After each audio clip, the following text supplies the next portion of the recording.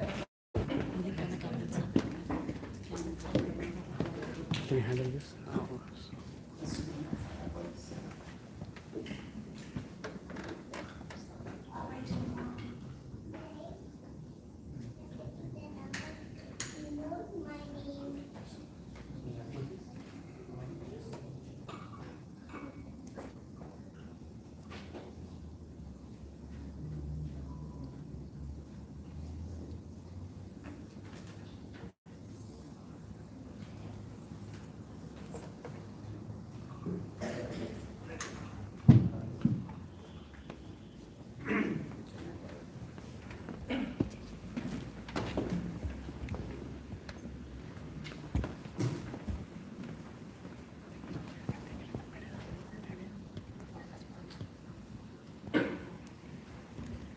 Perhaps we could have our guests up on the stage as well.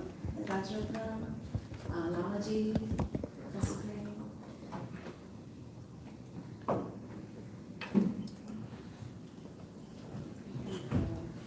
don't know if somebody must be up there. Thank you. This one. I think you can.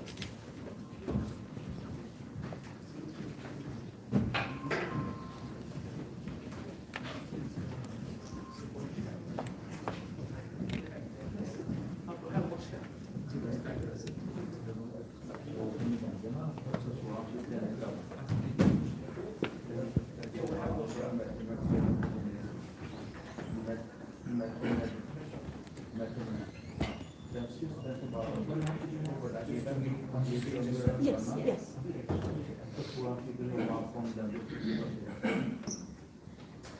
Okay. Good evening again. Just before I give the opening, something that we in Buddhist do, to give and to receive, to serve, and also what to steal. When I was reading that memorandum last night, one thing that occurs to me was that do really Indian Buddhists or Dalit Buddhists need revival of Buddhism or not? If you're looking for revival of Buddhism, what kind of revival, what kind of aspect of Buddhism are you looking for to revive? So the answer that I kind of answering to myself was, I don't think so. India needs for revival of Buddhism in India, in the sense that because Buddhism was there, Buddhism will be there, and Baba Ambedkar has already revived the Buddhism. What the India or Indian Buddhist needs is a reconstruction and the continuity of Buddhism or the vision that Baba Sahib saw. That's how we have the legacy to keep alive. Or in the sense of Professor Todd Lewis, the reconfigurations of Buddhism, that's what we need to do. Anyway, so we'll begin with taking 5 precepts, Jisharan first, if you can recite with me 3 times, Buddham Sharanam Gacchami, and Dhammam Sharanam Gacchami, Sangham Sharanam Gacchami, and then followed by receiving what you see.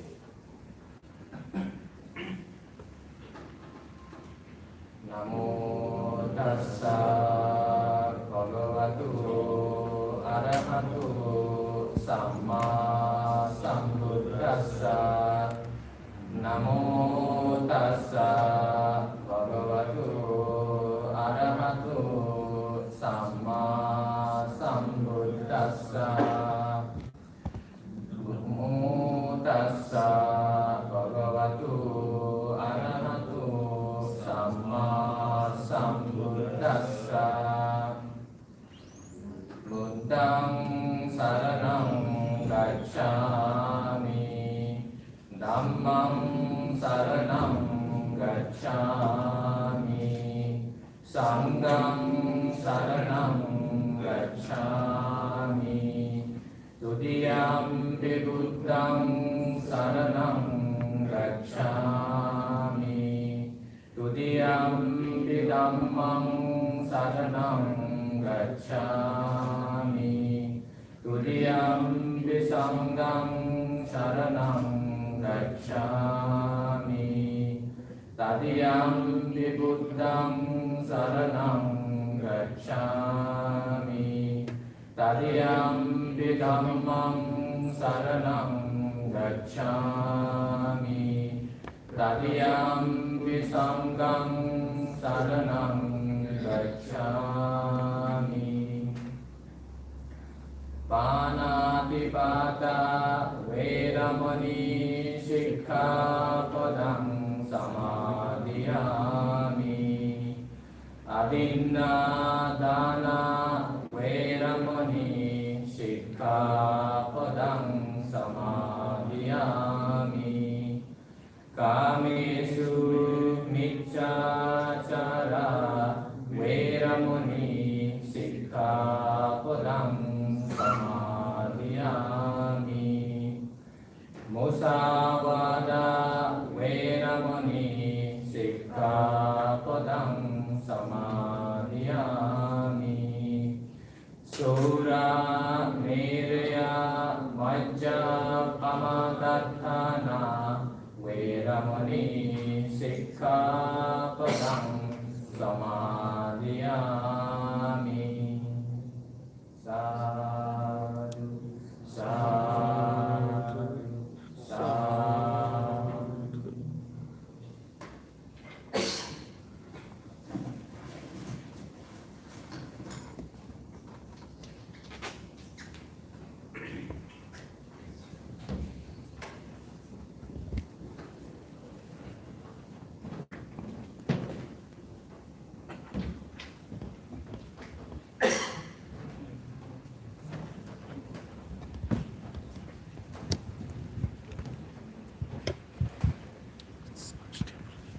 So I think our program is a little bit shifted because we're starting a little late. So I just wanted to confirm, do we have the space till 8 o'clock? Is that the idea? Okay. We have more. So we have our main speakers and we have a few other speakers who will respond as well, our respondents. So I'm first going to introduce Rajratna, our main speaker. And I know he has had a long day, but and I think many of you have a copy of the speech that he's going to refer to. We have some, so if you came in late, you might want to get a copy of that. So Rajratna Ambedkar is the great grandson of Bodhisattva Baba Sahib Dr. B.R. Ambedkar. He holds an MBA in finance and is currently pursuing a CS and a PhD, thoughts on Ambedkar and Phule. He's the national president of the Buddhist Society of India, founded by Dr. B.R. Ambedkar, and the secretary of Standing Committee of Buddhist Pantashil Samajan, the World Fellowship of Buddhists based in Bangkok, Thailand. And incidentally, he also happens to be my nephew, so I take a parent's pride in him being here. So please join me in welcoming Rajratna.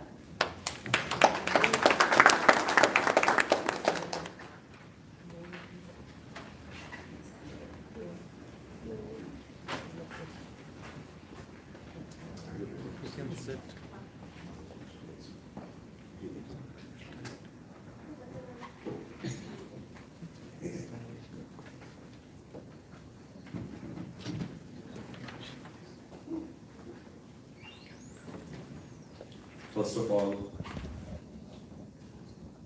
I pay my gratitude to Tathagat Samyak Sundar and Bodhisattva Dr. Baba Sahib Ambedkar, Honorable monks, all the honorable speakers, Honorable Lamaji, Bante Chief Amongji, Dr. Jayshree Kamleji, Balwir Chauhanji, Professor Christopher Piji, Baldev Sahaji, and all you delegates. Today, my subject is on Dr. Baba Sahib Ambedkar's revival of socially engaged Buddhism. See, I have 20 minutes with me, 20 or 30 minutes with me. I will try to explain Baba Sahib Ambedkar's movement, how he revived Buddhism in India. See, this is the place where Baba Sahib has come, he has got his Masters of Arts over here.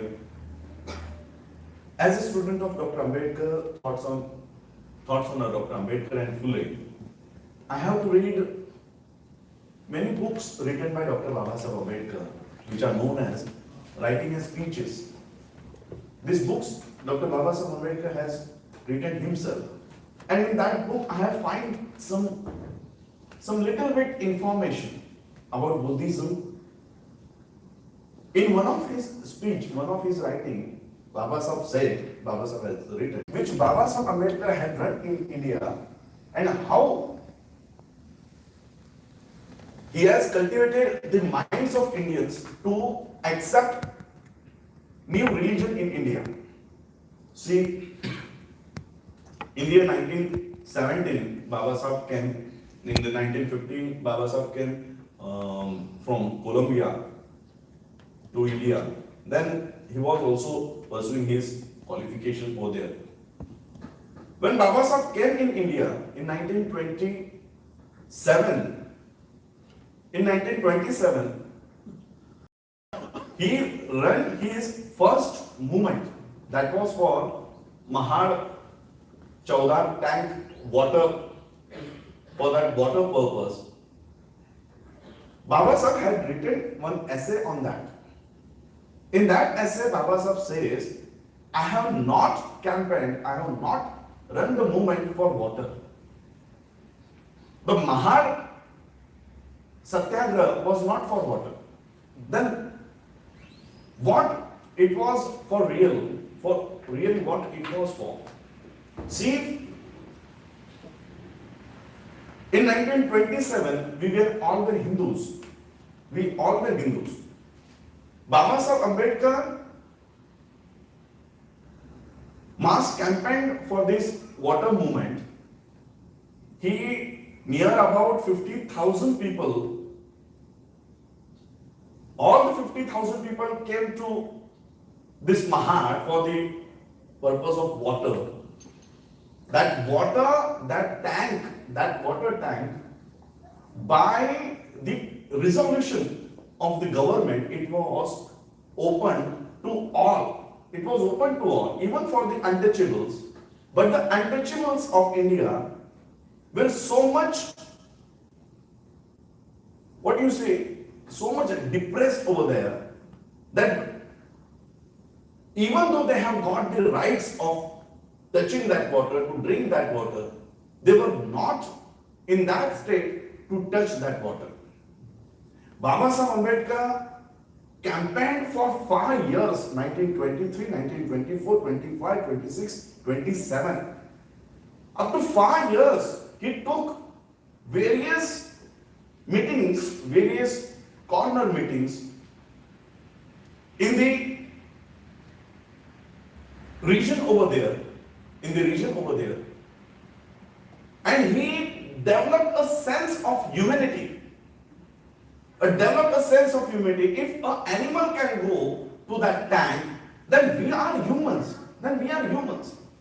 Why we cannot go to that tank, and why we cannot drink that water? Dr. Babasaheb Ambedkar says that his movement was not for drinking that water. After drinking that water, the people who drinks that water was not going to any heaven. Babasaheb says this movement was to revive the humanity, that you are also human, we are also human. If dogs or cattle can drink the water from that well, that tank, why we cannot drink that water? And on that day, 20th March 1927, the Mahar 14 tank Satyagraha was undertaken over there. And the sense of humanity arised in many of the people. And after that,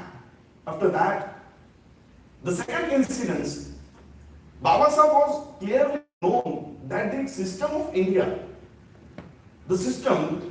of India was fully under Brahmins, and the Brahmins were following the 4 strata caste system, which we say is Chatur Varna. Brahmins, Kshatriyas, Vaishyas and Shudras. These four strata caste system is still in India. We are facing many problems in India because of this four strata caste system over there. The Brahminical system was not ready to give any right to the Shudras and to the downtrodden. They were not ready to give any rights. On 20th March also, when Baba Saheb Ambedkar fulfilled his first movement of touching that water, the second phase of the same movement was on 25th December 1927. On that day, when Baba Saheb came for the second phase of that movement, the Brahmins over there, the Brahmins has gone to the court and they took a stay order on Baba Saheb Ambedkar's movement, claiming that the tank is not a government property, not a public property. That tank belongs to them. So they took a stay order on Baba Saheb Ambedkar's movement, and the Britishers, the British police, they stopped Baba Saheb Ambedkar to enter that tank. See, the Britishers were giving the rights. The Britishers were giving the right to the Indians. They were giving the rights. The vote, the right to vote. Gandhi or Nehru has not given the right to vote to the people of India. The Britishers gave them right. Simon Commission, South Bureau Committee. In the year 1930, 31, 32, Round Table Conference where Baba Saheb Ambedkar has represented, that Round Table Conference has given Communal Award to Baba Saheb Ambedkar. They have given Communal Award. But what happened? Gandhi went on fast. Gandhi went on to the fast, claiming that you should not give Communal Award to Dr. B.R. Ambedkar. You should take back the Communal Award. I want to underline this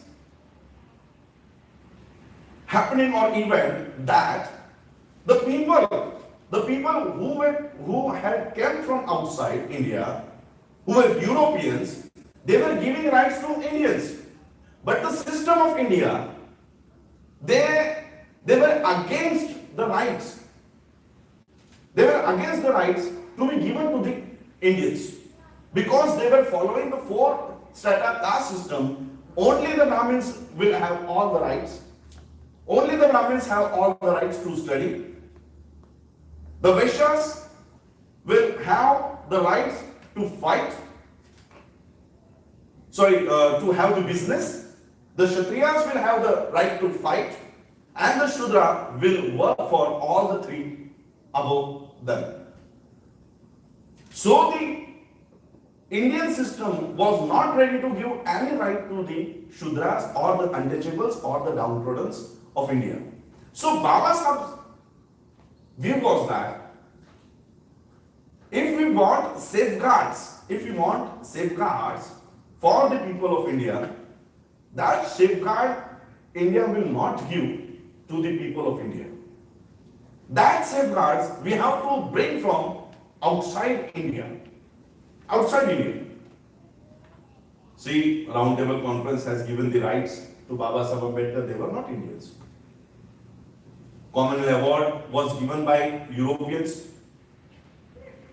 The Chaudhar Tank resolution was passed by Britishers. Not even that. Baba Saheb Ambedkar had framed the Constitution of India. Into that Constituent Assembly also, Gandhi and Patel was opposing the entry of Baba Saheb Ambedkar into that Constituent Assembly. They were opposing Baba Saheb Ambedkar's entry. And Baba Saheb Ambedkar has to go to the West Bengal, and from there he got elected to this Constituent Assembly, and over there he got the chance to frame the Constitution of India. On 26 November 1949, Baba Sahib gave Constitution to the India. And when he saw what is the speech of Baba Sahib Ambedkar on 26 November, he says that I have made this Constitution, but I doubt whether the Indian system will implement it or not. Still, the Constitution of India is not implemented in his real sense. Still, it is not implemented.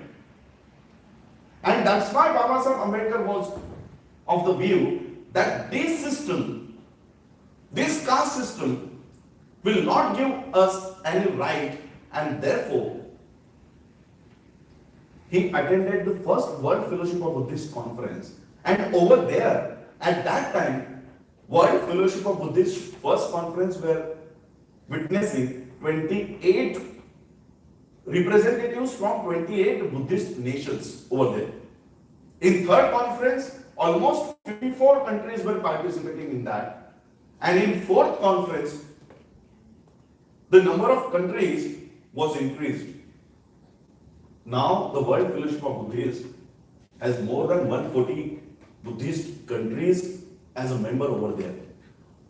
Baba Sahib Ambedkar has got Bodhisattva from World Fellowship of Buddhists third conference in the year 1954. In the year 1954, Baba Sahib was honored by Bodhisattva, but the Indian system has given Baba Sahib Ambedkar the highest, award or Rajratna in the year 1991. See how both systems are working. One at the world level, the Buddhist system, and the caste system in India. Still, Baba Sahib Ambedkar in India, his statues are being demolished. The Constitution was burnt last 2 months back in India. Still, Baba Sahib Ambedkar is considered as a leader of caste in India. He is considered as a leader of caste over there. And when you will come across the writings and speeches of Baba Sahib, he says caste is anti-national. Baba Sahib says caste is anti-national. Baba Sahib Ambedkar had worked for annihilation of caste from India, and the Brahminical system has now converted Baba Sahib Ambedkar into a caste leader.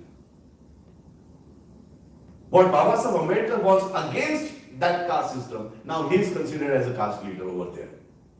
And therefore, Baba Sahib was of the view that we want such a society in which there is no caste, no subcaste. And therefore, he was. One statement I have come across in Baba Sahib Ambedkar's literature. Baba Sahib says, after completion of my studies, or Baba Sahib Ambedkar in one paragraph he says, when I got an opportunity to go outside India, I have done my first work, I studied Buddhism over there. That means for the first time in 1913, when Baba Sahib Ambedkar has came to this country, not only he has studied his academic books, but he has also studied Buddhism. He has also studied Buddhism over there. I have given Baba Sahib Ambedkar's speech. That is not my speech. That is Baba Sahib Ambedkar's speech, which he delivered in World Fellowship of Buddhist third conference. In that, he has given whole process how to revive Buddhism in India. How to revive Buddhism? Because in India, our problems are different. Our problems are very much different from the rest of the India.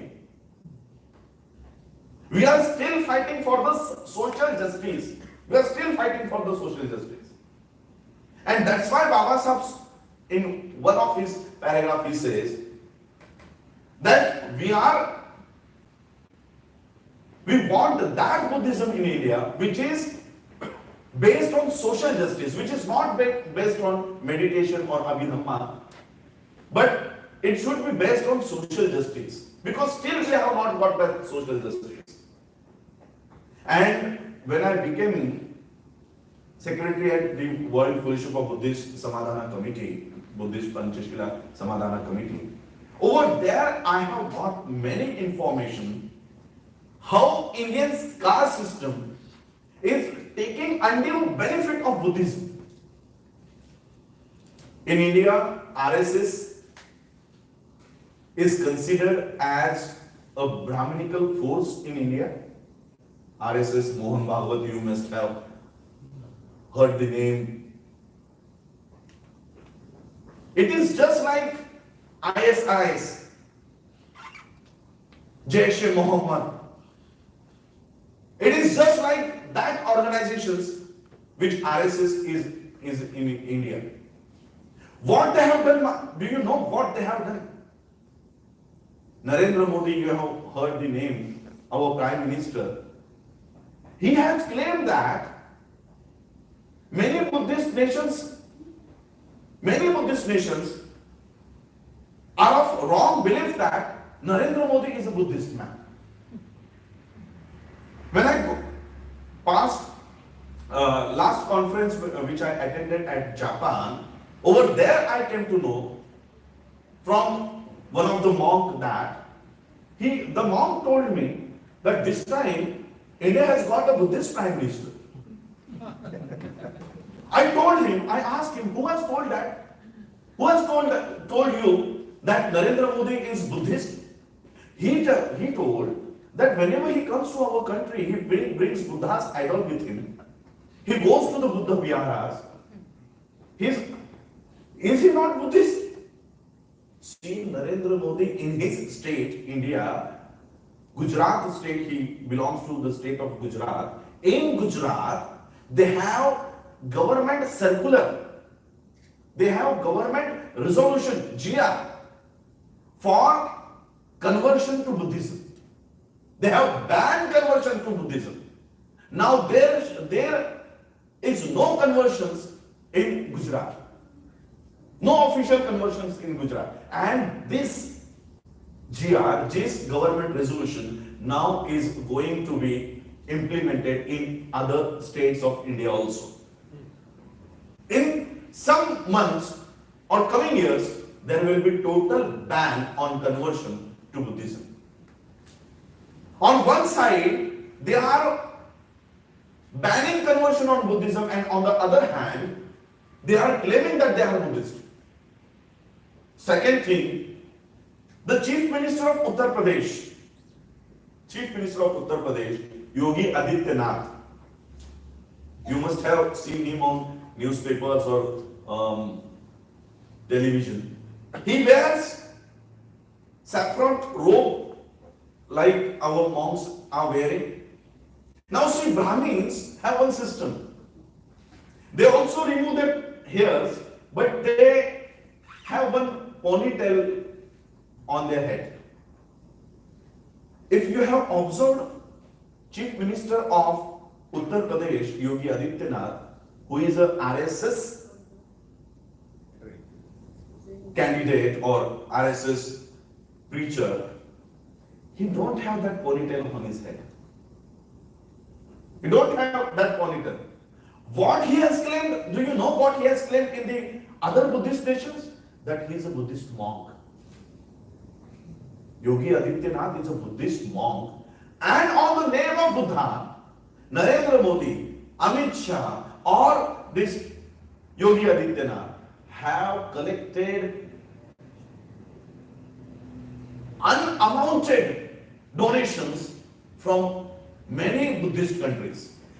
On the name of Buddha, on the name of Baba Sahib, they are collecting donations from other Buddhist nations, and as soon as these donations come in India, they are handed over to Ambani and Adanis. Ambanis and Adanis.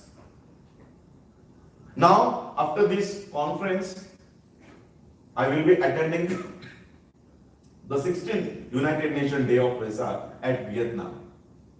Who are the delegates from India? Venkaiah Naidu, Sharma, Tiwari, Mishra. All these names belong to Brahmins. All are Brahmins. They have infiltrated in the Buddhist movement in India, and they have diverted the main cause which Baba Sahib Ambedkar has behind his conversion. They have diluted that cause. And that's why the Buddhism, which is based on social justice, we have to establish that Buddhism in India, because our problems are different. Our problems are different. We still we are not allowed to enter in the school. Still we are not allowed to touch the water from wells in South India. In South part of India, still discrimination, untouchability is still in these states. Still in these states. Our countrymen don't even know the basic teachings of Buddha's. How can we train them for meditation? They even don't know basic things of Buddha. They don't know basic things of Baba Sahib Ambedkar. First, we have to see the Brahminical system has fully diverted teachings of Vishnu in India. 9th avatar, 10th avatar of Vishnu. Second thing, all the caves which our monks have built it over there in India, all these caves, all these historical monuments has been vandalized. They have put it that, what you say, sindoor and that. And they have claimed that they are, Buddha is some goddess like that. Even the Tirupati Balaji, which you have seen in some movies, or you have seen, or you have must gone across, this Tirupati Balaji is also not a Tirupati Balaji, it is Buddha. It is Buddha, but this kind of counter-revolution, we are still in the phase of counter-revolution. And that's why I have given that speech to you, that Baba Sahib says that to revive Buddhism in India, we can't expect anything from India, because the Indian system will never help us. They will never help us. And that's why the help, the basic help, we expect from the countries outside India. Those who are in favor of Buddhism, those who want that Buddhism should be revived, they should help India. And what help? At that time we were not having Buddha Viharas. Now we are having Buddha Viharas. We are having lot of Buddha Viharas. But the thing is that we don't have that teachings of Buddha. That Buddha Vihar, we have established that. We have opened Buddha Vihar.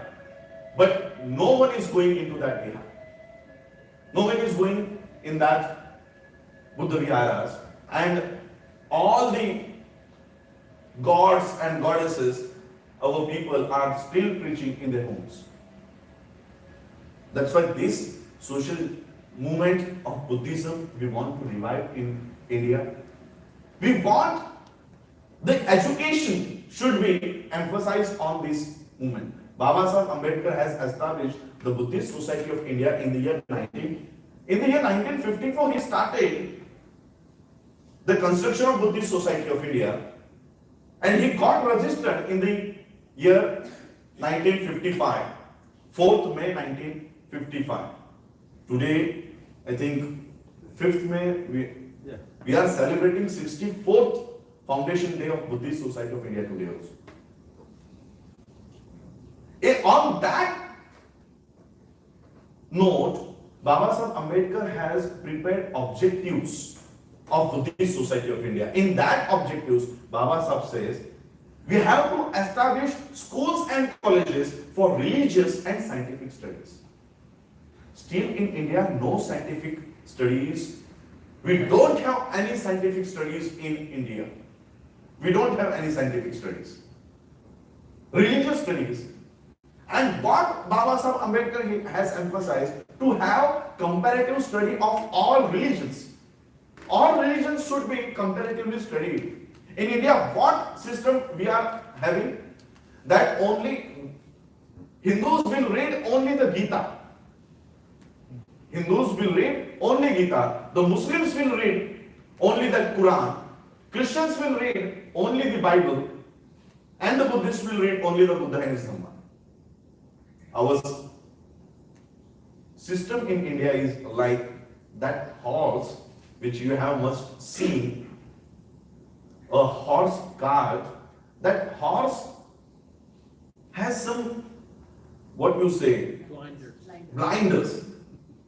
We are like that animal of India. We are blinders over there. We are not ready to see what is written in Islam, what is written in Quran. We are not ready to see what is written in Bible. We are not ready to see what is written in Gita, and we are not ready to see what our comparison the religions are teaching. And that's why Baba Sahib Ambedkar has emphasized on comparative study of all religions. And I guarantee you, if we start comparative study of all religions in India,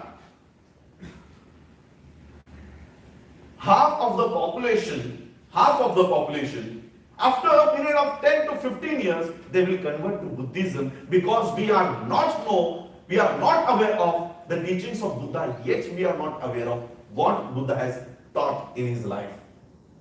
What we have done? Earlier we used to preach the goddesses, Shankar, or any other god of Hindus. Baba Sahib Ambedkar accepted Buddhism, converted to Buddhism, and only for 7 weeks he got his life. Our condition was like that. Our condition, the condition of Indian Buddhists was like that. A mother gives a birth to a baby and the mother passes away. Like that condition, the condition of Indian Buddhists was like that. Baba Sahib introduced us to Buddhism, but he was not there that what we have to do in Buddhism. What we have to do, what we have to follow, what are our rights, what prayers we have to do. The condition of Indian Buddhists was like that. And now, what has happened? We have converted Buddha into God. We have converted Buddha into God. The idols which we were preaching before conversion, only the idol has changed. That Ganesh idol has gone, Krishna's idol has gone, Ganesh and all these goddesses idols have gone, and Buddha's idol has come. But that is the difference. No teachings. We are not aware of Buddha's teachings in our life. What do you mean by Panchashila? What are the Ashtangik Marg? We are not aware of we are not aware of Panchashila, then what we are expected, that how we will come to know about Ashtangik Marg, Dasa Paramita. These are very much ahead of our life. And that's why we are trying to rebuild, reconstruct the Buddhism which Baba Sahib Ambedkar has thought that this Buddhism should be established in India. We are running that movement that we should have a religious and scientific schools and colleges, so that our generation, coming generation may get that knowledge कि what different religions are teaching. What are the teaching of different religions? Comparative study of all religions. Baba Sahib, in one point he has said that we have to establish Buddhist seminaries for preparation of workers for preaching Buddhism. Still in India, we have not system of Buddhist seminary where we can train our people for spreading the teachings of Buddha. We are not having any system like that. Only thing is that we have to buy our hair, we have to take the chivar, we have to take the sacred robe on our body, but he got that license to preach Buddha. But whether he knows anything about Buddhism and what kind of Buddhism he knows, who has trained him, who has certified him, we have no system of like that in India. And this undue benefit, ISIS have taken this undue benefit, they have infiltrated our monks, and now the monks are preaching that Buddha has taken rebirth, his mother has taken rebirth. Like these teachings all are getting spread in India.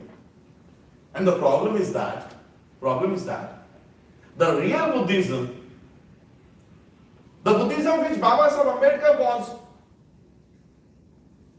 of the view that this Buddhism should be established in India, this Buddhism has no propagation, this Buddhism has no resources behind them, but the Buddhism, which is nothing but a branch of Brahminism, they have all the sources of publications.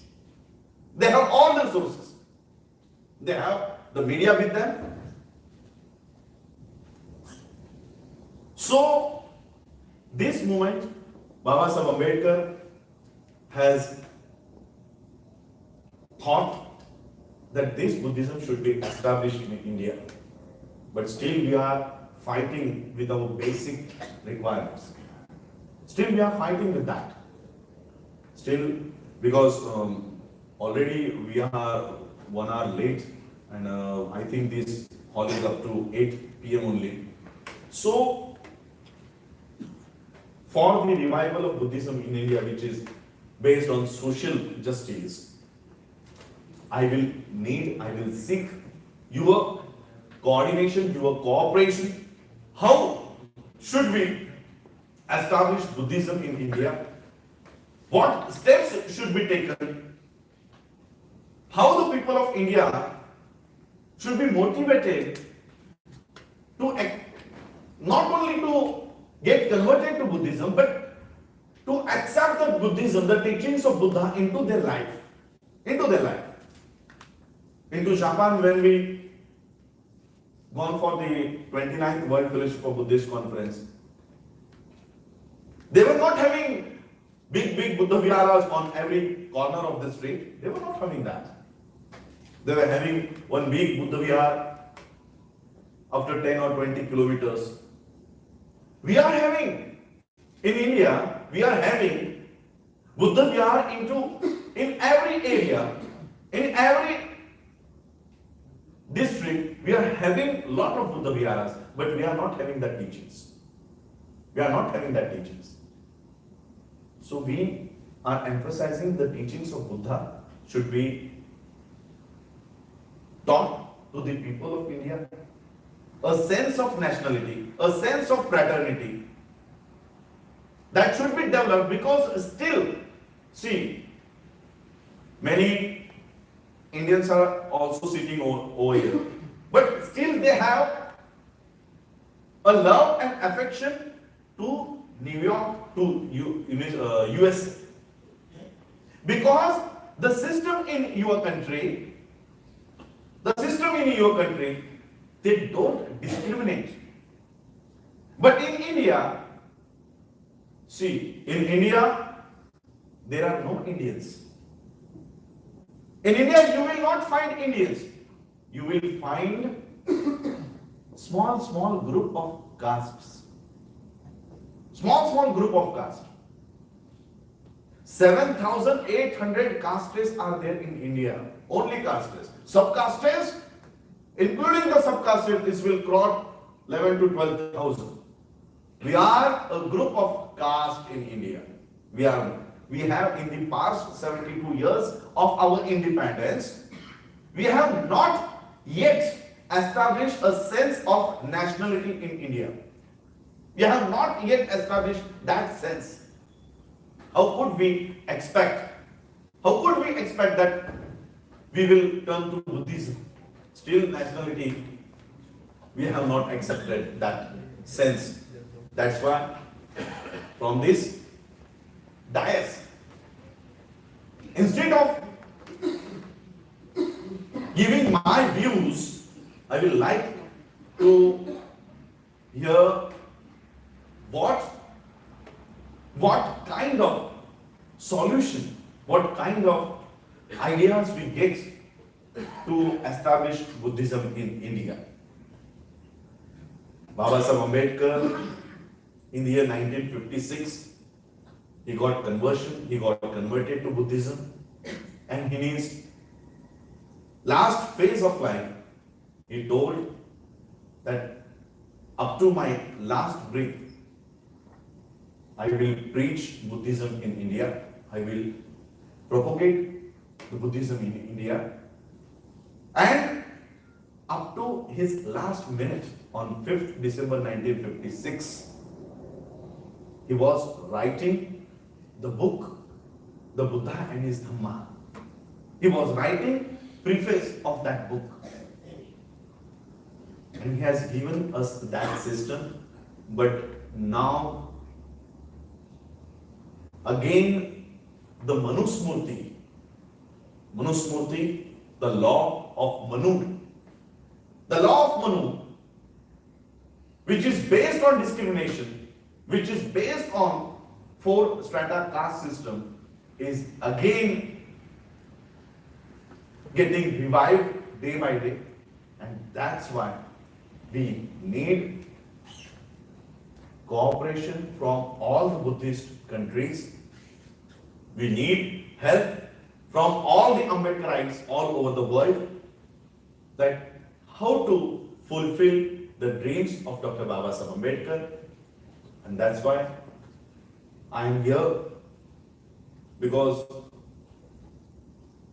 I have come directly from one program which I have attended, Baba Saheb Ambedkar's 120th birth anniversary. I have directly come from over there.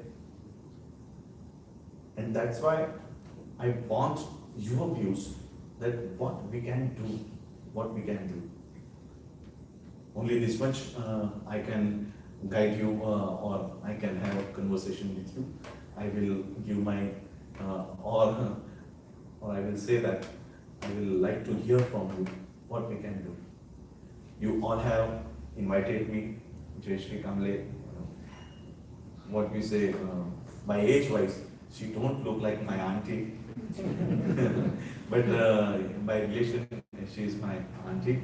And all the Ambedkarites over here, Nitin Suryatal is there, Milinji is there, and all the Guru Ravidas Sabha members are also present over there of New York.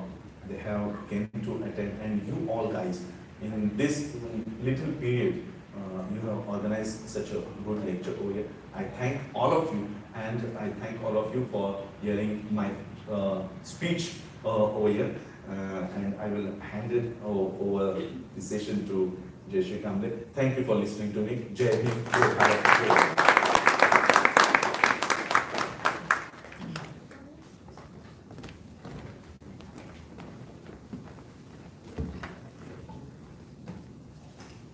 Thank you so much, Rajratna, and I can sense like the burning need to ask questions. And I'll just remind people that we are we're welcoming everybody to a dinner after this event, and perhaps you have a bit more of a chance to mingle. So hold those questions, and perhaps you get to talk to folks. But I do want to give time to some of our other speakers as well. And as I said, I invite them to respond to some of his remarks. So I'm going to ask next Lama Ramdrol to come and say a few words. He has the most impressive resume I have seen of any person. I'll read a few highlights, but it was just extraordinary. Lama Ramdrol, as he has given us, is a descendant of 18th century slavery in the American Northeast. He was born in New York during the Jim Crow era, raised in LA during the 60s and 70s civil rights movement, and in 1994 he converted from the religion of his enslaved ancestors to Buddhism. He spent 2 years in forest retreat after that and studied for 7 years with the late Ken Bujurman. He has published 6 books about Buddhism's relevance to the African American experience. His 2001 book, Black Buddha, included parallels between the experience of concubine African American slave women and India's Devdasi. In 2003, he received the Martin Luther King Jr. Community Service Award for his pioneering work on Buddhism in Oakland, California's Black community. And he's also the recipient of the Torchbearer Award, which he now shares with Nelson Mandela and Bishop Desmond Tutu of South Africa. He's been a speaker at many, many international conferences on Buddhism and the Ambedkar cause. He has taught Buddhism throughout Maharashtra in 2011. And prior to his Diksha, he worked in psychiatric nursing and entertainment. And he also has formal education and music and theatre. I feel like I need to go back to school right away. Today he's a married householder and grandfather of a multiracial family, and we are so pleased to have him. Please.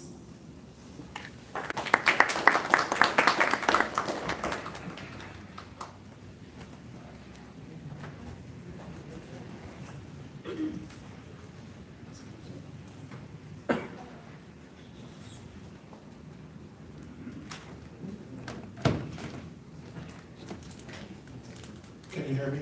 Yes. Okay.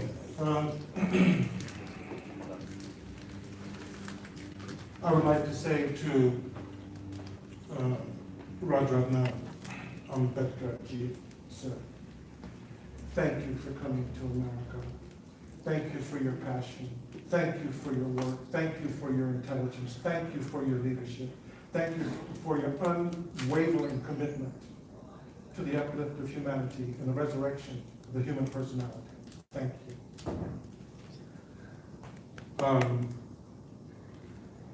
Ambedkar, as you know, he wrote a lot about the American Negro. He included the American Negro in many of his writings.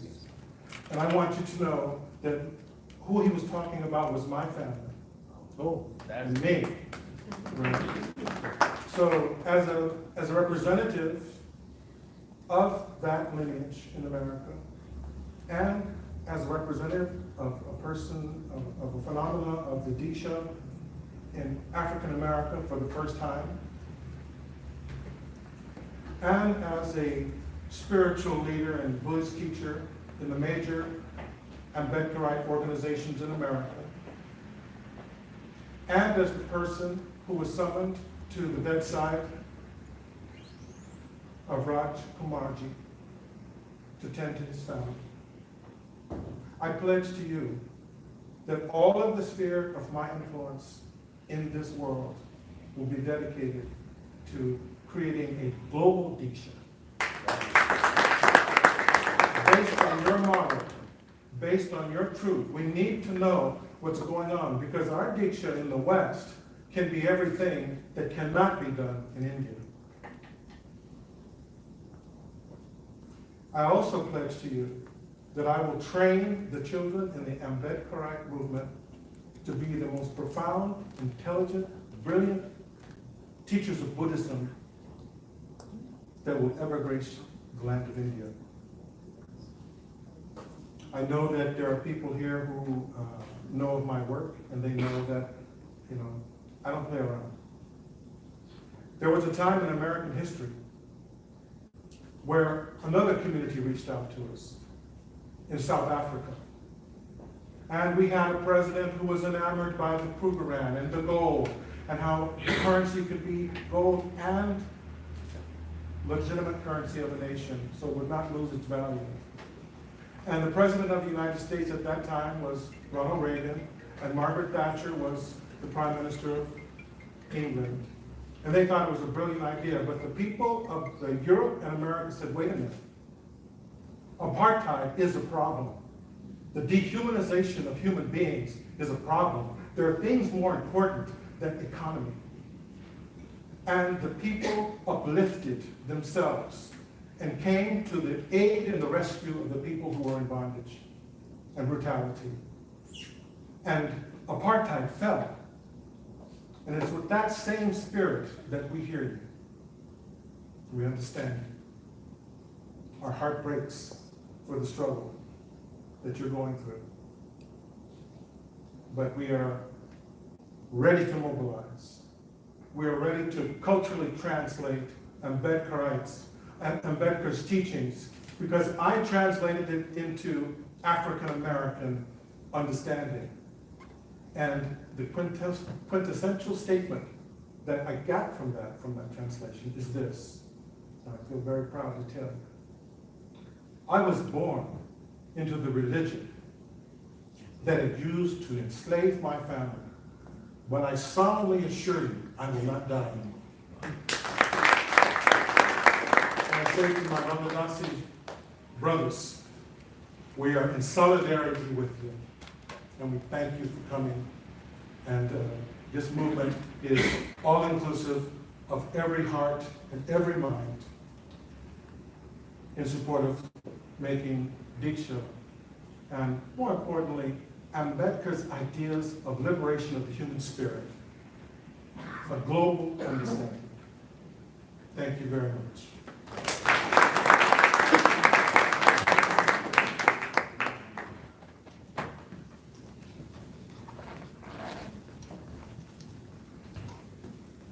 Thank you so much, Lamaji. I really appreciate those words, and I reiterate your kind words of thanking our Ravidasi friends for coming with us and for supporting us. And we do hope to build this fellowship as we go along. Thank you so much.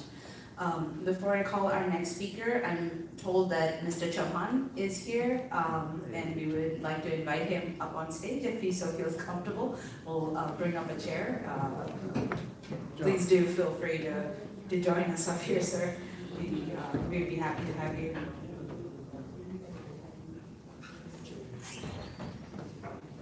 Then our next speaker, let me turn Professor Christopher Queen, who's a steadfast friend and has been for many, many years.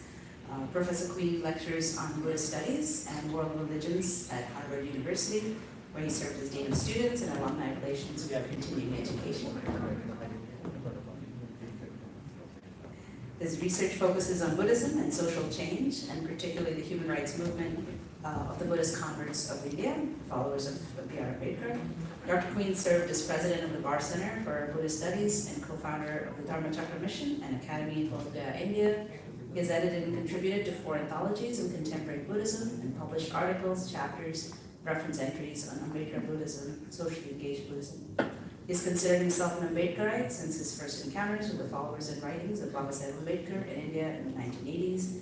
And since the 90s, he has participated in many functions of the Ambedkar International Mission in the US, India, Canada, and Malaysia at the invitation of his dear friend, the late Rajratna. Welcome, Professor Queen.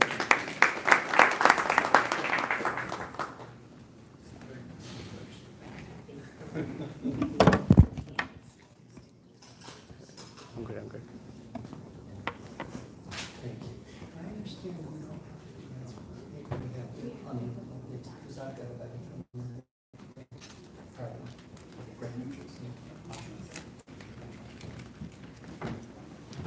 So, Jai Bhim, everyone. It's so great I just drove for 4.5 hours in the driving rain from Western New York to be here, and I see all your smiling faces. And it's such an honor, sir, to meet you.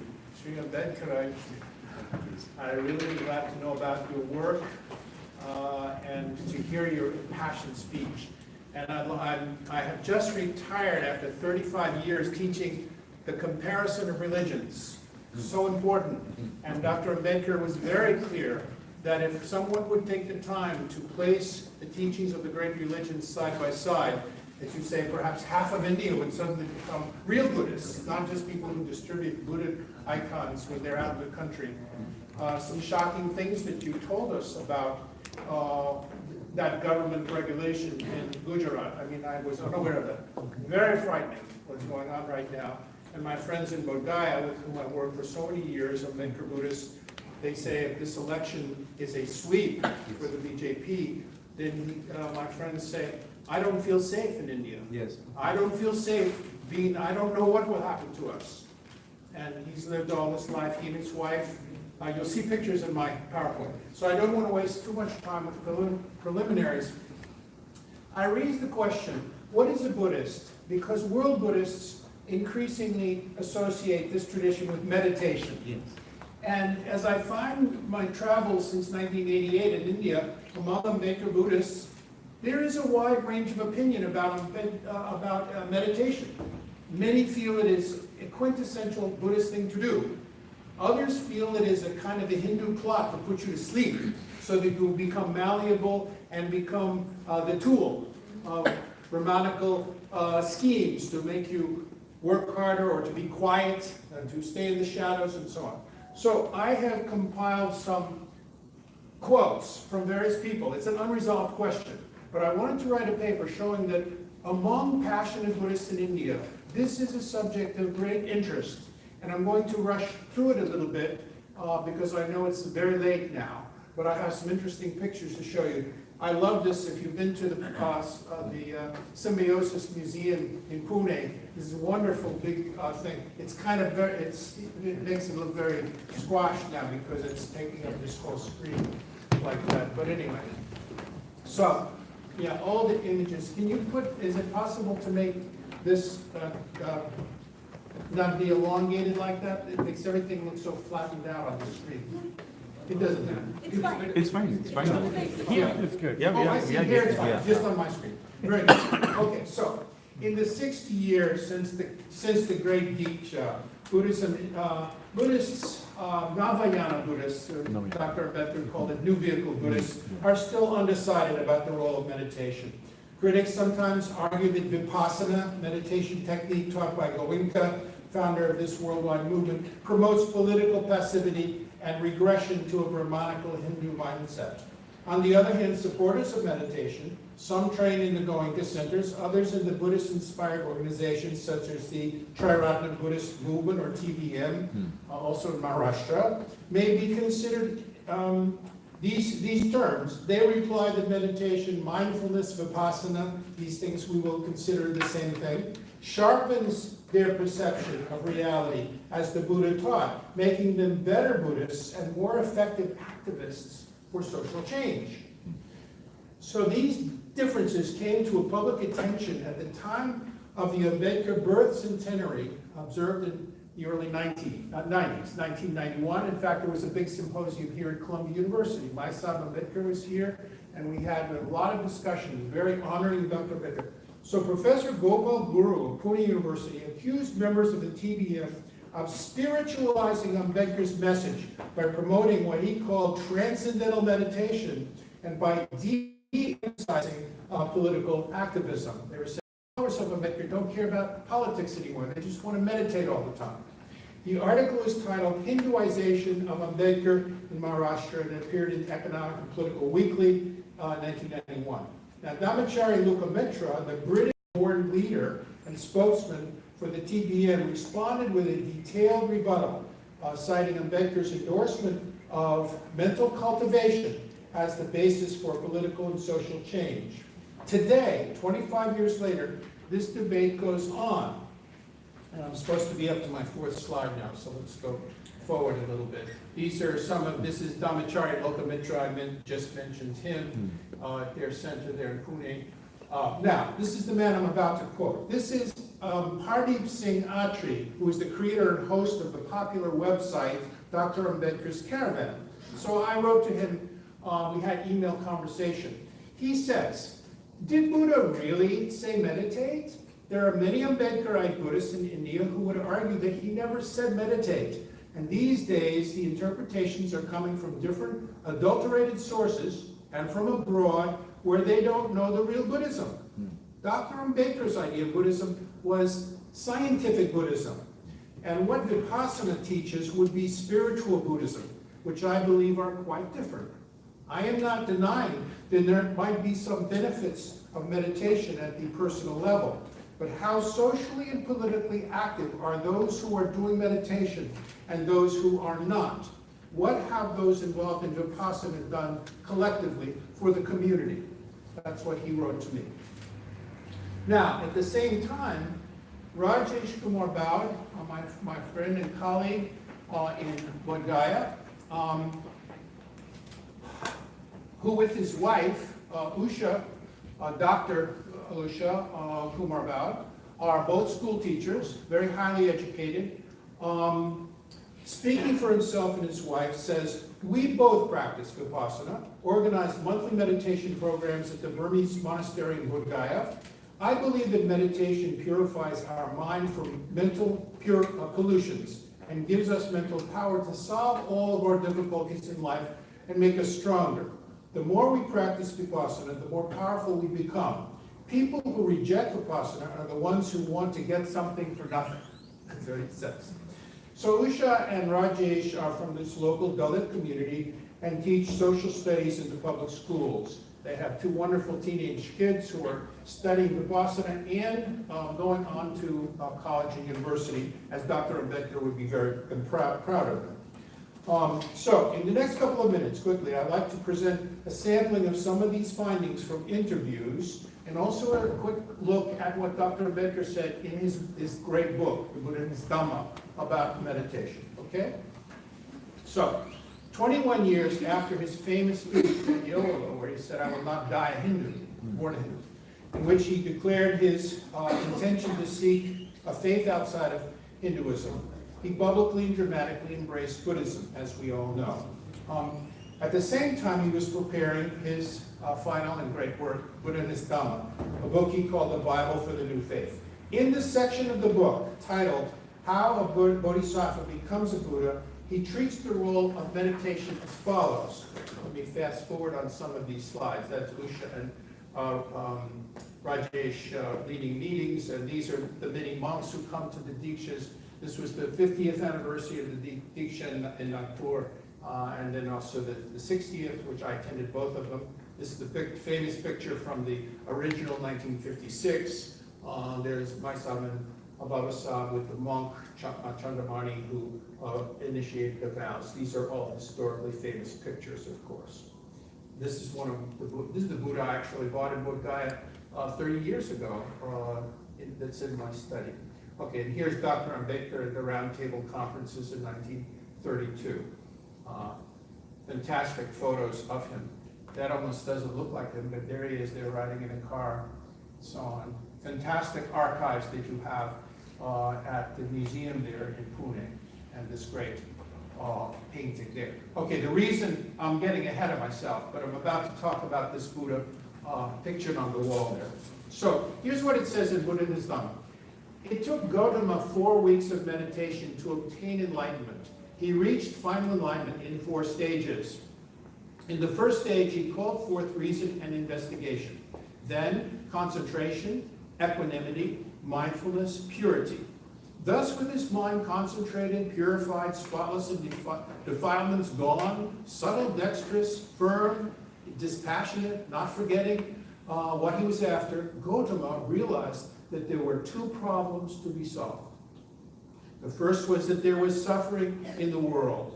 And the second was how to remove the suffering and make mankind happy. So in the end, after meditation for 4 weeks, darkness was dispelled, light arose, ignorance was dispelled, and knowledge arose, and he saw a new way, a Navayana, a new path, a new vehicle. Like many other passages in Ambedkar's final work, this section incorporates language from the Pali texts, the early texts, that he poured over in his final years. I have studied his copies of the Buddhist texts. He's underlining them, writing marginal notes to himself, saying, oh, this is so important to pass on to my followers. He's already trying to educate all of us as to what to extract from these ancient writings for today's problems that we face. So, in spite of this and other passages which faithfully report the importance of meditation in the Eightfold Path of the Buddha, we know that he himself did not meditate. To read a detailed account of his career, such as those of Keir and many of his close associates, is to see a man in constant motion, testifying in government hearings, teaching, writing, leading, addressing protest gatherings, attempting to embody the slogans he imported from his alma mater in London, London School of Economics: educate, agitate, organize. I mean, it's so great. But Buddhists in the world say, who is this Ambedkar? Agitate? Buddhists aren't supposed to agitate. You're supposed to be very sweet and calm. You're supposed to meditate. So maybe it should be educate, meditate, organize. No, agitate. So we begin to see this conflict between meditation versus social activity, action, like you said. Human rights or religious ritual. This is the problem. So an insight into Ambedkar's actual attitude toward meditation as a viable activity for modern Buddhists is offered by his commission of 2 busts of Buddha, okay? Which were installed in Daegu Road near Pune and his own study in Delhi. Professor Gary Tartikoff has written about these 2 and the way they look. And this is actually a pencil drawing of how the one in the study actually looked. This, of course, is an art. But here's the actual one in the museum, and these people are showing honor, doing puja in front of this image here. And so what Professor Tartikoff says, he had studied, Ambedkar studied many ancient and modern images of Buddha in his own library of Buddhist books, as well as statues and sculptures he visited in museums in New York, London, Europe, and throughout India. And of course, as you point out, he went to Sri Lanka or Ceylon, then he went to Burma, and finally to Kathmandu for those World Conference of Buddhists. He sees Buddha images all over the place. For this, so he was a recipient of 2 busts of the Buddha from admirers in Rangoon, and he was requested to provide an image for a new Buddhist vihara on Daegu Road in Delhi. In Pune. For this, he worked with a Delhi sculptor, R.B. Mudilgekar, to fashion an image that reflected his own vision of the Buddha. In many ways, the resulting bust was not remarkable, with the Buddha sitting in a lotus position, wearing traditional draped robes, gesturing in the abhaya, fear not, or preaching mudra, with his right hand and left hand in the palms up dhyana or meditation mudra. But here the similarity to traditional images is, the head of the Buddha is crafted in what might be called an eclectic style, with Western appearing facial features, nose, eyes, so on, combined with marks of traditional Buddha, the raised ushnisha on the top of his head, the elongated earlobes of the nobleman who renounces earrings. And the most striking feature of this sculpture, which Ambedkar commissioned, however, are the wide open eyes, which appear to meet the gaze of the viewer head on. In an interview about this sculpture, myself, Ambedkar, said, Dr. Ambedkar selected positions with open eyes in preaching position. He did not like passive Buddhas with closed eyes in a position of meditation. At least he did not look at the Buddha that way. Dr. Ambedkar used to say that Lord Buddha wandered in different corners, different directions of the country with his eyes wide open throughout his life, looking for the suffering. Okay. He watched the suffering of the people with open eyes, as one who had a desire to understand the suffering of his people. This translation came from Professor Torak. It was in Marathi. The clear discrepancy between Ambedkar's references to meditation and mindfulness in the book and his own views about the place of meditation for new Buddhists in contemporary India was not missed or forgotten. in the decades that have followed, ever since then. This is where this debate has grown up between Gopal Guru saying, don't meditate, and other people who say meditation is useful and valuable, even for political activism. It strengthens your mind. It makes you able to debate the opposition. It makes you aware when somebody's trying to exploit you or trick you like that. It makes you a smarter person, and it goes along with higher education. By the way, if you look at the website of People's Education Society today, it's not a dead organization. They're still working very hard to realize Dr. Ambedkar's view of the need for colleges, universities, and studies and so on. It's still very small, but it's not, you know better than I do, that people are very sincere about keeping it going, right? So, I'm just going to read you two quotes, actually. I want to refer to two professors that I met in Nagpur years ago on my visits there, who had offices side by side, and and they were good friends, very good friends. One said, don't meditate, and the other said, please meditate. Okay. And they're really wonderful men. We're going to find this here. I can fast forward here. Oh yeah, okay. So this is, okay. Just a minute.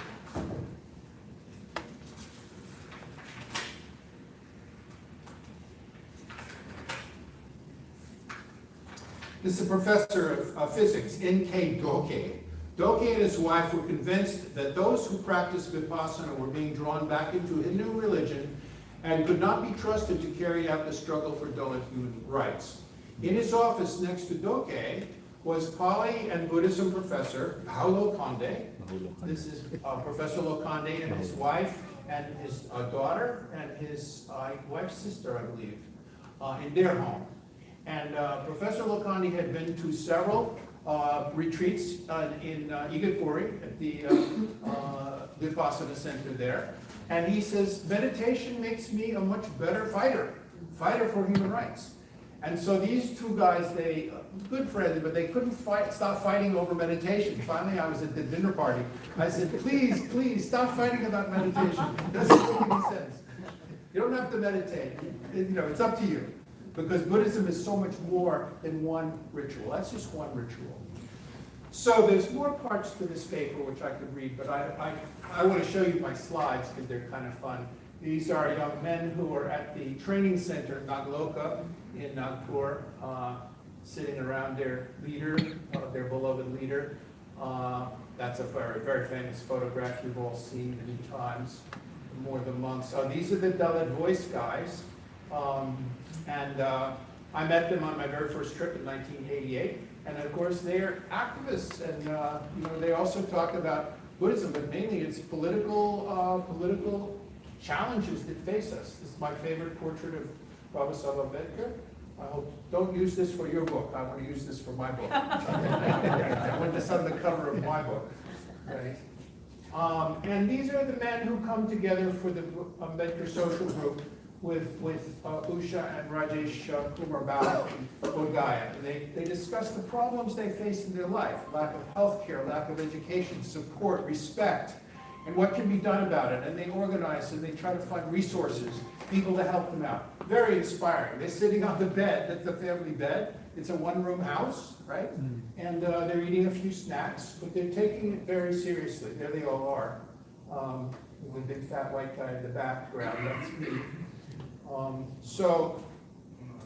These are some of the conversion ceremonies that are sponsored by the TBM movement on Diksha days. This is Machenath, one of the earliest leaders of that movement. And he had a very nice quote, which I'll end with here, if I can find it at the end.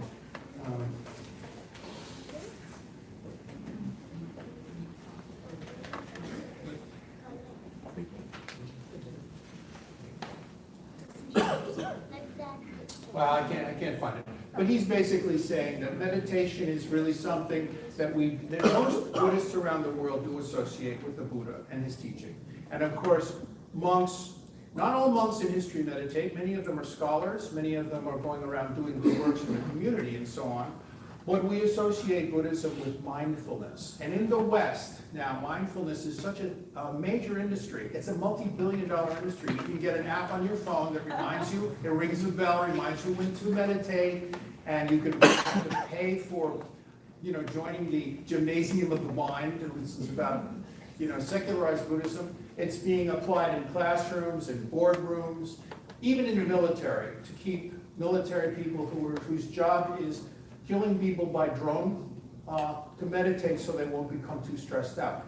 Well, you begin to wonder, did the Buddha have this in mind, using meditation to make you a better soldier? No. So there's a lot of debate about whether meditation, separated from the Buddha's teaching of morality, the 5 precepts, the precepts for monks, ways of living an honorable and generous life, serving others, is connected, has to be connected to meditation. Otherwise, it's just a technique of chilling out. You might as well smoke marijuana. It's no different from that. And it can become addictive to some people. They meditate all the time. What are they doing to help others? So that was what Mr. Atri said. Those who meditate, are they being more active for social good and uplift and human rights, or less? That's the question we have to ask ourselves, because in the end, it's all about human rights. It's all about liberty, equality, fraternity. Educate, agitate, organize. Buddha, Dhamma, Sangha. So it's a great honor to be a part, kind of honorary part of the Ambedkar movement, and I always enjoy being invited to meet all of you and meet new friends each time. So thank you very much, and Jai Bhim.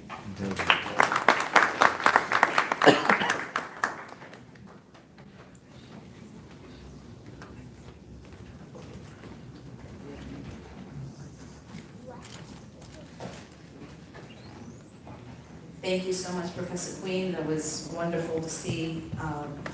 Also a special thank you from a fellow academic, because I know it's hard to do anything in 20 minutes. Thank you so much.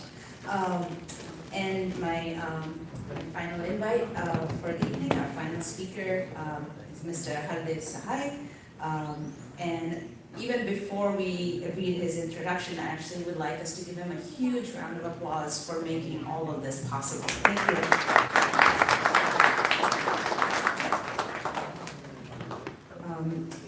Hardev Sahai is the international coordinator of the Vedampura Cultural Society in New York. He served in various capacities, often as general secretary and executive member of the Sri Guru Ravidas Pawan Committee, Jalandhar, Sri Guru Singh Sabha, the Welfare Society, and the Sri Guru Ravidas Temple, New York. He's been an anchor at Just Punjabi TV. He contributed to Baba Saheb's birthday Jayanti celebrations of the UN in New York in 2016 and 2017. Was in fact one of the people who worked very hard to make it happen. He was a speaker in the Parliament of Canada in Ottawa for the Mahaparinirvan Divas of Baba Saheb on 6 December 2018, and a speaker in the Dr. B.R. Ambedkar International Conference in Fukuoka, Japan. In all venues, he has requested local governments to assist minority communities and students. He holds an MA in political science as well as an LLB, legal degree. So I invite him to come up on stage, and he is also going to represent Mr. Balbir Chauhan, who is the chairman of the Ravidas Sabha, and also we are very grateful to him for his help with our event as well. Thank you so much.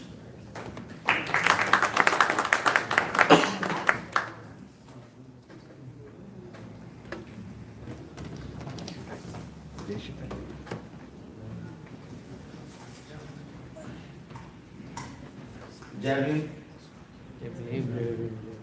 What happened? You're hungry now? Once again, Jai Bhim. Jai Bhim. Thank you so much. So this is a great honor to be the part of this event. And the great scholars, Ramaji, Dr. Christopher, we used to see him sometimes during the programs. And this is a great honor. Today, we requested Mr. Rajratna, Ambedkar to come to New York, and he accepted. Thank you so much, sir. Thank you. And I was thinking about the revival of the Buddhism, Dr. B.R. Ambedkar did. But I'm thinking now, right now, revival of Ambedkarism in the same place where Dr. B.R. Ambedkar came, so that goes to Mr. Rajratna Ambedkar. So give him a big applause of thank you. So this is a great movement we always talk. When I talk in UNO, I say, raise the same question of caste system in India. We are talking about Buddhism and the meditation. And India has a lot of problems. The caste system in India, Dr. Rajratna, he expressed in his way. And I go a little beyond in that. Because in India, our community girls are raped and hanged. 25 million of people in India, they sleep without food every day. This is a real picture of India. If we have to talk about India, we have to go through the real picture. You know why they are raped and why our people are humiliated on all steps of the life? Even they are working, they are educated, they are working anywhere in the factory, in the office, because we belong to Dalit community. So the fourth, the lowest one community they figure out for us people, and I say always, no Devi Devta of Hinduism may be anyone, they give nothing to us. If somebody be God, the today life, today clothes, tie, shirt, everything, that only came from Baba Sahib. Baba Sahib, so he's the Columbia University gave him a one degree to Baba Sahib. He's the founding father of modern India. So his Buddhism, Dr. B.R. Ambedkar's Buddhism, was not only for the meditation. His Buddhism was the economic development and was the social revolution and the social change and the social equality. Because he fought for the equality only. Because but what we need in India, we need only equality. We born over there, that was not in our hand. Where we want to take the birth. But to give the equality, that's the responsibility of a government. And Indian government, nowadays, I was so shocked when Modi went to, Prime Minister of India went to Japan, he took with him Gita. And he gave him the Gita, Prime Minister of Japan. And you know what they returned him? They gave him the Buddha. So this is happening. What they want to propagate, what they want to show. Mr. Rajratna, he was talking about Yogi Adityanath. He is the Chief Minister of UP, you know. And over there, what he do? But he don't have the tape. They're deceiving the Buddhist countries just to collect the money from there. And they use for that, and they say from the Prime Minister of India, they say from the stage, say Jai Shri Ram. The reason? They want to make a Hindu country, not the Buddhist country. They don't respect anyone. They want to convert it forcibly, or they want to cheat the people just to in the election. Because the poor man, what he need? He need the food first. He don't want he maybe give him any religion. Dr. Rama, you know, you are 100% right. I salute you, sir. You are from the same family who fought for the black history for the human rights.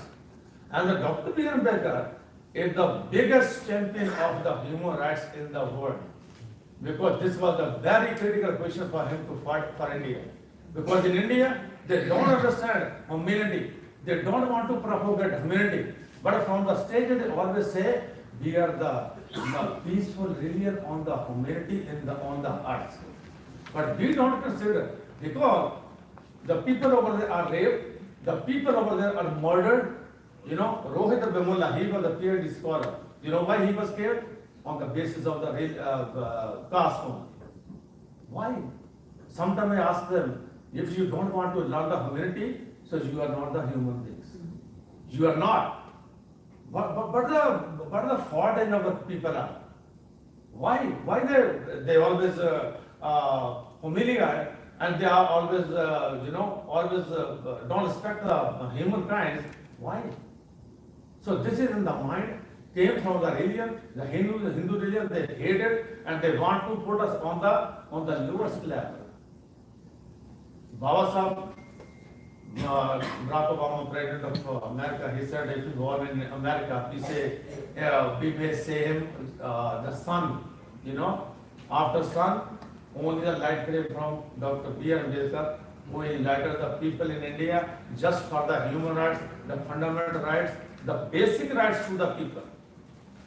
And we are the proud citizen of America, and we are also proud citizen of India too. We love India. But we want to see our people over there equally, live equally, walk equally, talk equally, and they eat equally too. From eat equally, I got some idea too. Now over there, some people, the cow is, they say, Hindu religion say, is the sacred animal. And the people, the Muslim people over there, they eat it, right? The other religion also eat it too. But they say, don't eat this one. Animal, don't eat this. If you you eat it, so this is anti-national. I don't know what the propagation they have, what they want to say, what they want to show the world. One side they say India is going up and up and up, but our people are going down and down and down. The reason, the education system in India is worse now. In the government schools, they used to teach us, we also were from the government school, and where only the teachers were good at that time. But now there is no teacher. Number one. Number two, there is no education good system for our people. They want to see us the slaves over there. If we will not be educated, we will not get any job anywhere. So naturally we will be slaves. We will ask them, give us some money, I can buy anything for you people. So this is happening over there. We all the Ambedkarites all over the world, we salute always Baba Sahib. And whenever, because we are more lucky to live in New York, whenever we cross this dynasty, we always salute it. We salute the reason, we always think Baba Sahib may be over here, Baba Sahib may be over there, because he changed the history. Only Baba Sahib in India, he changed the history. Otherwise, there is no any other Devi Devta may have helped other people too. So this is the problem over there. And secondly, I was in Parliament of Canada, and I always propose, and I also propose, please help the other people too, because in kids in India, they need the help. In Parliament of Canada, I propose a question over there to the honorable parliamentarians, the member parliaments. I said, a lot of people are coming to Canada, and the rich people over there, they spend like the 1,600,000 rupees, like 90 rupees, maybe you can say $30,000 around that one, and no, $25,000. And our people, our kids, they have the 80% marks or the 90% marks, and the parents don't have any money in their account. They don't have any $10,000. Honorable Mr. Randeep Sarai, Member Parliament, Surrey, Vancouver, and his comment was, many people come to Canada, and they always ask for their help. But you and Mr. K.P. Chaudhary from New Delhi, he asked for our people over there, our students over there. And he honored it in the way that if the IELTS, like the English test in India is going on to come in Canada and Australia and New Zealand, and she said, get the 8 marks, like the 8 band over there, and I will bring the poor people, poor student to Canada, and the study will be free over there. He promised us.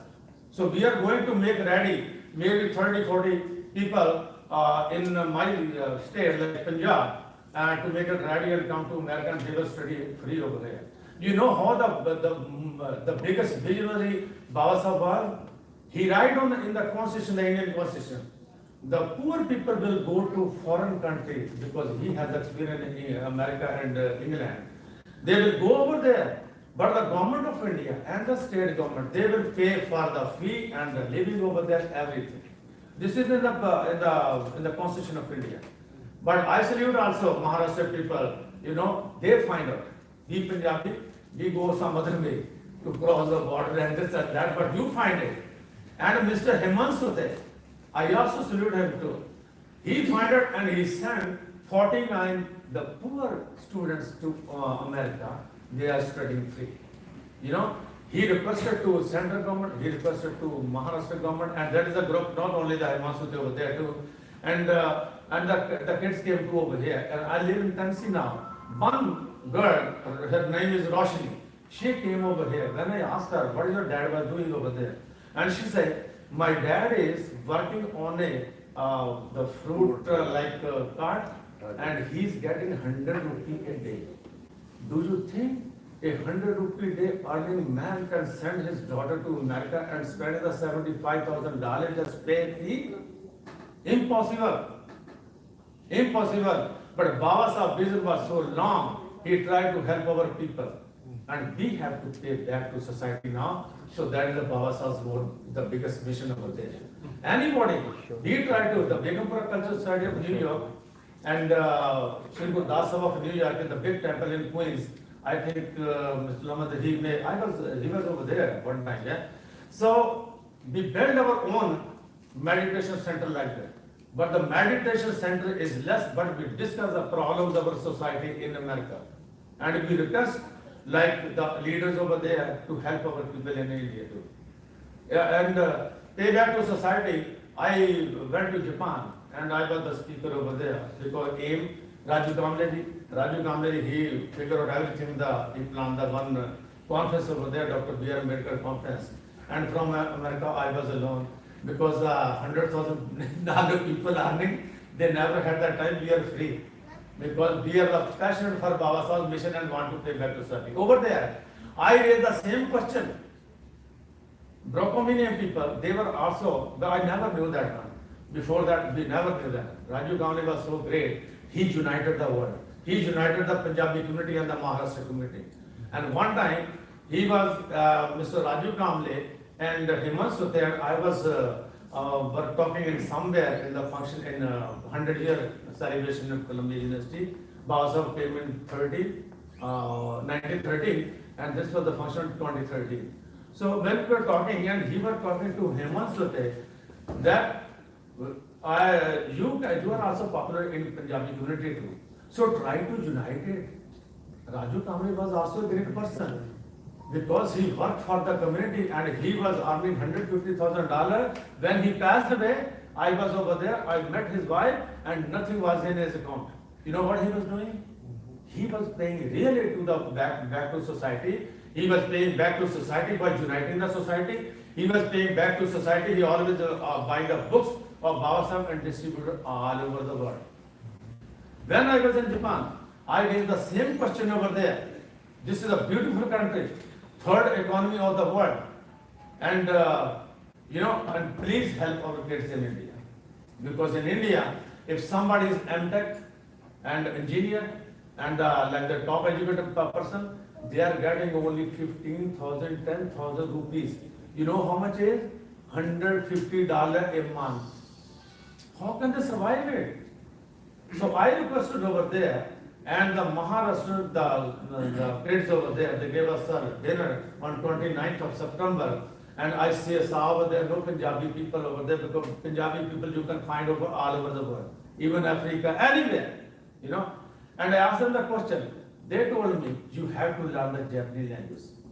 And the government of Japan, if you go on the website, Google it, and they are asking for the 430,000 people to come over there, only a young generation. And 200,000 IT engineers, and there is more 200,000 IT engineers. So to pay back to society, we started one more thing. We opened a school in Punjab, that is the first Japanese school. Vinayji is the first Japanese school. With the help of Hemant Suter, you know, he has already running the school one in Nagpur and Bombay and Aurangabad, something like that, right? He is doing. I requested him. Because we people, the Punjabi people want to pay the 100,000, like you can say rupees, 20 lakh, something like that, to come to America or anywhere. We want to break up that one too. Those people are the agents. They make money. They lure the people. They rob the people, that the parents too. We started that one and we say it will be the nominal fee, and we approached to one lady in Japan and she's teaching over there too.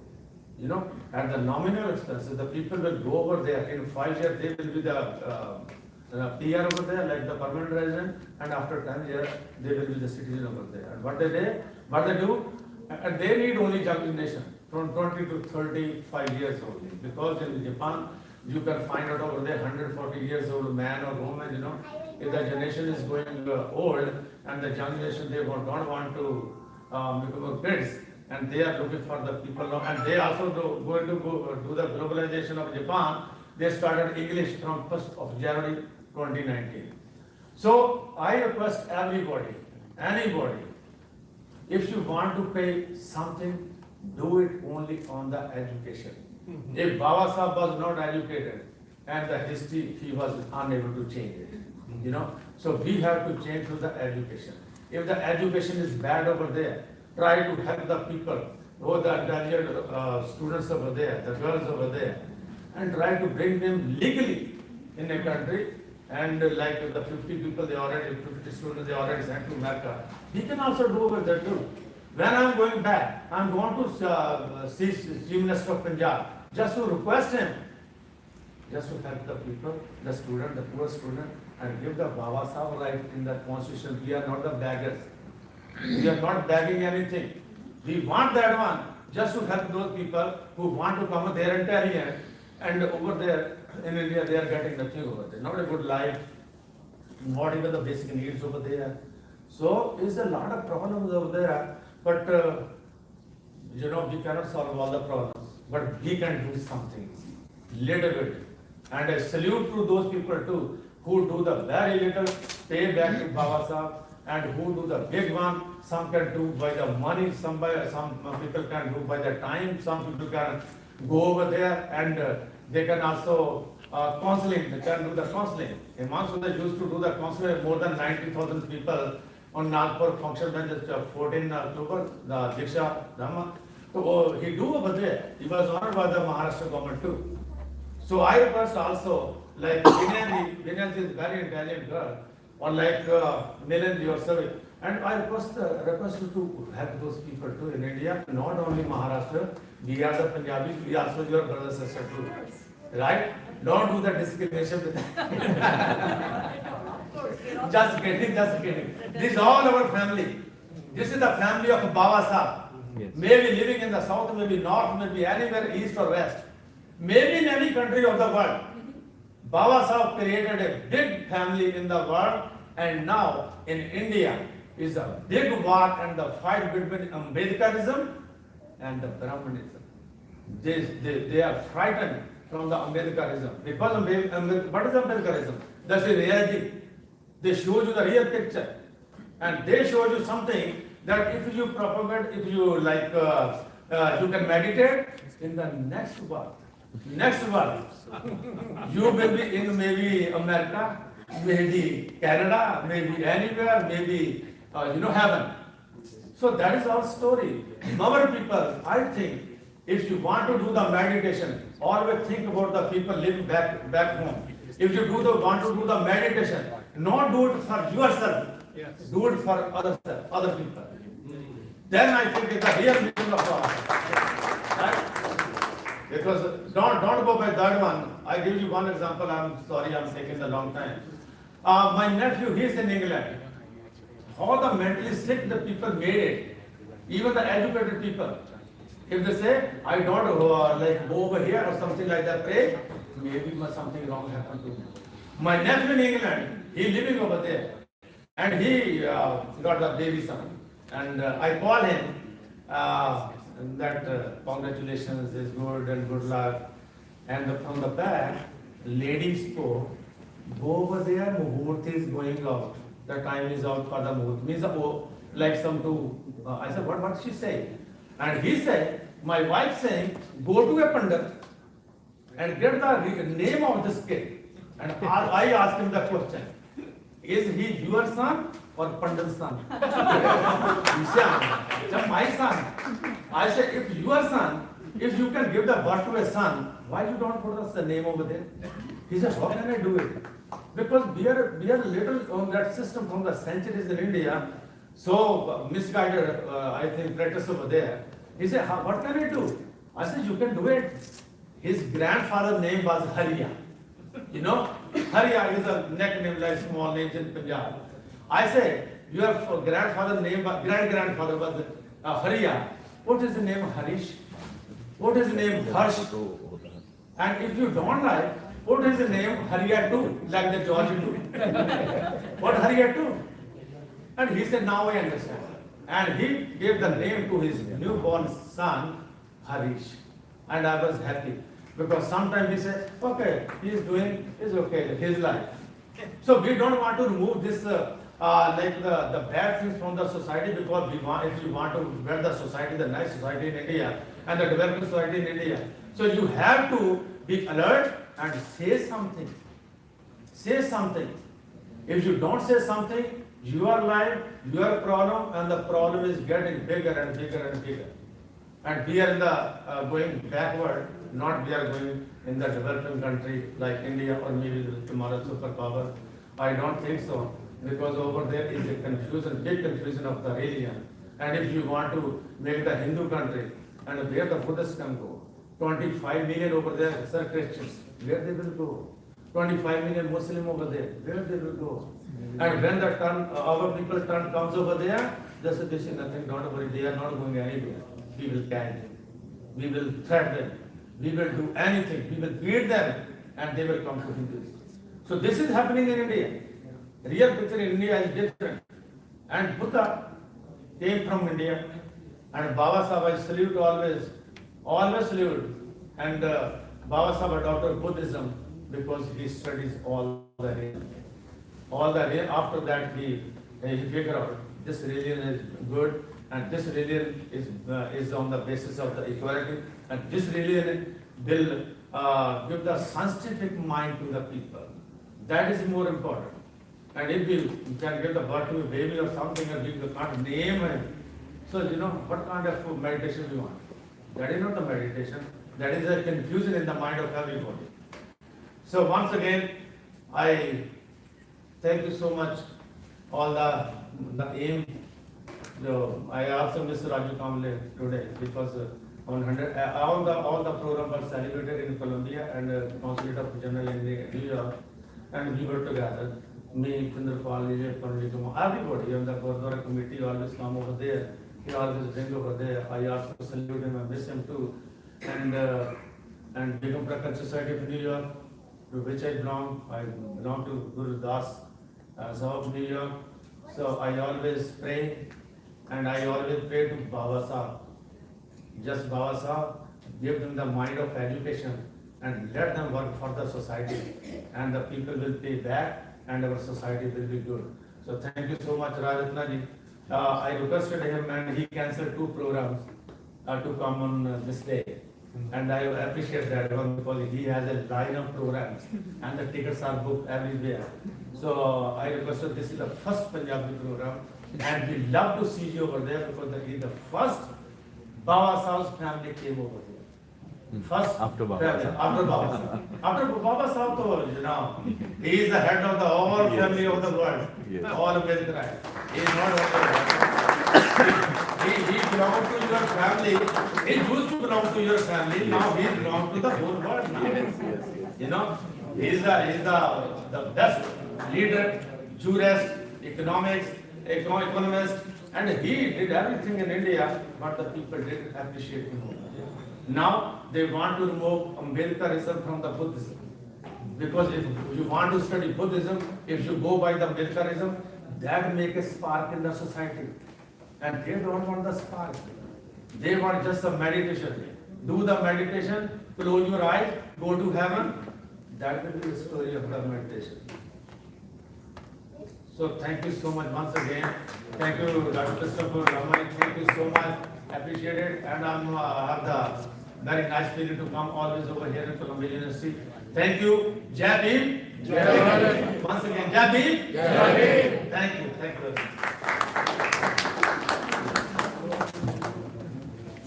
Thank you so much. I'm actually going to give the closing remarks to our main speaker. He requested to be able to close out the session. So maybe we'll just have a couple of minutes from Rajratna before we end the event.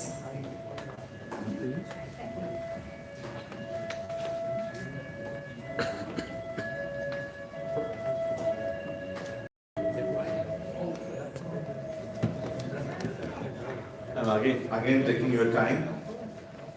See, we were discussing on meditation for some remarkable time.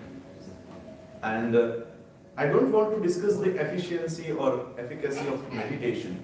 I just want to quote the speech which Dr. Baba Sahib Ambedkar has given in the World Fellowship of Buddhists. In that, what Baba Sahib Ambedkar has said, point number 6, I have distributed to you also. Baba Sahib says, I will now turn to the preliminary step which must be taken for the revival of Buddhism in India.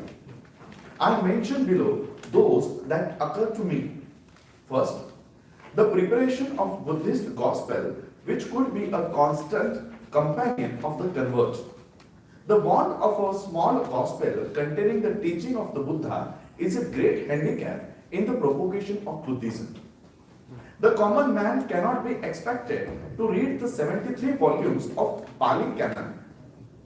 Christianity has a great advantage over the Buddhism in having the message of Christ contained in a small booklet, the Bible. This handicap in the way of propagation of Buddhism must be removed. In this regard, in regard to the preparation of Buddha's gospel, care must be taken. See what Baba Sahib is writing, or what Baba Sahib is giving his speech to world foolish for Buddhists. What Baba Sahib is saying, in regards to the preparation of Buddha's gospel, care must be taken to emphasize the social and moral teachings of Buddha.